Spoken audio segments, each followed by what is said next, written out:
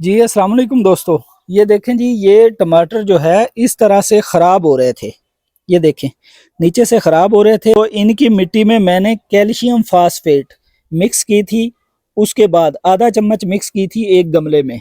उसके बाद ये देखें, नए जो फल हैं वो बीमारी से पाक हैं। ये देखें, पुराना फल जो है ये छोटा भी है और बीमार भी है। ये देखें, बड़ा फल जो है ये ठीक हो रहा है, नया फल, और तंदुरुस्त है। यहाँ से भी देख लें, ये पहले पुराना लगा हुआ था जो ख़राब है, और नया फल जो है ये बेहतरीन आ रहा है। बाकी लोग इसमें चूना भी इस्तेमाल करते हैं, कैल्शियम की कमी की वजह से अंडे के छिलके भी इस्तेमाल करते हैं, और कई दोस्त दूध भी इस्तेमाल करने का मशवरा देते हैं। मैंने सब चीज़ें ट्राई की हैं, लेकिन मेरे अंदाजे से कैल्शियम फास्फेट जो है वो जल्दी काम करता है और बेहतरीन काम करता है। ये देख लें आप, फ्रूटिंग चेक कर लें आप।